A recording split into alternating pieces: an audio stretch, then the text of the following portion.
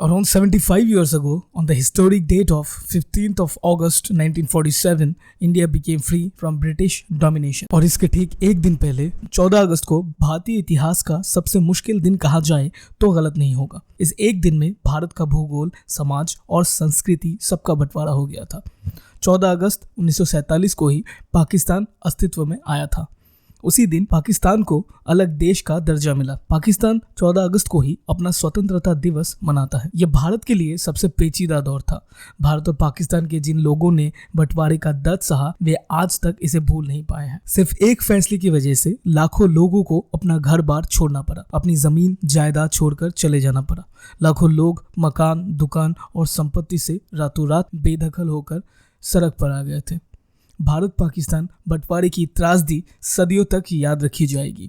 ये 20वीं सदी की सबसे बड़ी त्रासदियों में से एक रही। आजादी के वक्त भारत की आबादी करीब 40 करोड़ थी। भारत को आजादी तो मिली, लेकिन बंटवारे की कीमत पर। आजादी मिलने से काफी पहले मुसलमान अपने लिए एक अलग मुल्क की मांग कर रहे थे, जिनकी अगुवाई मुस्लिम लीग के मोहम्मद अली जिन्ना कर रहे थे। हिंदू बहुल भारत में मुसलमानों की आबादी करीब 1/4 थी। भारत के पहले प्रधानमंत्री जवाहरलाल नेहरू बंटवारे के खिलाफ थे।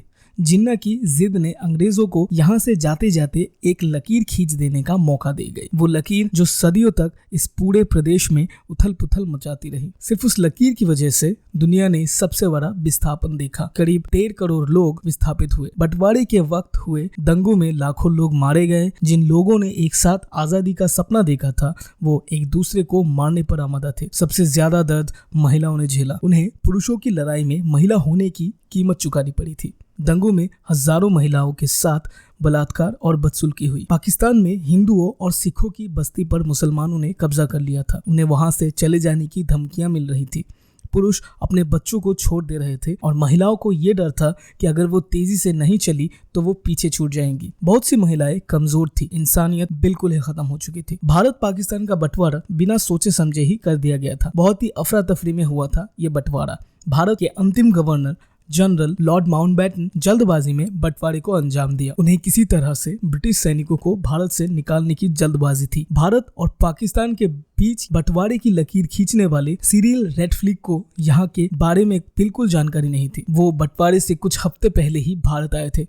उन्होंने बिना धार्मिक और सांस्कृतिक विचार मन में लाए दो मुल्कों के बीच एक लकीर खींच दी। इसने हिंदुओं और मुसलमानों के बीच ना खत्म होने वाली दीवार बना दी। 14 अगस्त 1947 को पाकिस्तान को आज़ादी मिली और 15 अगस्त 1947 को हिंदुस्तान को।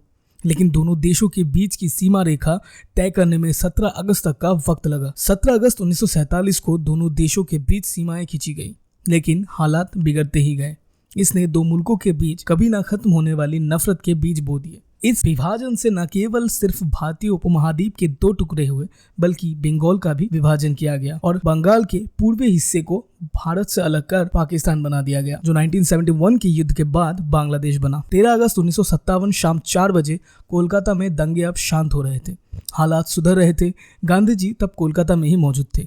उनके नेतृत्व में हालात सुधरने लग रहे थे। 14 अगस्त की शाम से ही दिल्ली में जोरदार बारिश हो रही थी, लेकिन दिल्ली के रायसेन हिल्स पर बारिश की परवाह किए बगैर लगभग 5 लाख लोग मौजूद थे। रात को 9 से 10 बजे के बीच सरदार वल्लभ भाई Patel, Pandit Jawaharlal Nehru, doctor Rajendra Prasad, Lord Mountbatten viceroy house पहुंचे। देश के तिरंगे को रात 12 बजे ही पंडित जवाहरलाल नेहरू ने सेंट्रल पार्लियामेंट में फहराया और दूसरी बार सुबह 8:30 पर देश की जनता के सामने तिरंगे को लहराया गया और अंग्रेजों का झंडा भारतीयों के सामने पहली बार उतारा गया। देश भर की लोगों की आंखों में जहां एक तरफ अपना तिरंगा पार्लियामेंट हाउस के सामने लहराता देख खुशी के आंसू थे, वहीं देश का बड़ा हिस्सा विभाजन का गम मना रहा था। आजादी के फौरन बाद 15 अगस्त को ही अंग्रेजों ने देश को नहीं छोड़ा था। तब भी कुछ आला अफसर ऊपरी पद पर ही बैठे रहे। इसके साथ ही 1500 ब्रिटिश शासकों की पहली टीम 17 अगस्त 1947 को रवाना हुई। वही आखिरी टीम को 27 अगस्त 1948 को रवाना किया गया। सो फ्रेंड्स, यही थी एक छोटी सी कहानी आज़ादी को लेके। आई होप आपको ये वीडियो पसंद आया होगा। अगर वीडियो पसंद आया है तो वीडियो को लाइक करके शेयर कर दीजिए अपने फ्रेंड्स के बीच। चैनल को सब्सक्राइब करके बेल आइकन भी जरूर दबा दीजिएगा। Thank you so much for watching this video. मिलते हैं नेक्स्ट वीडियो।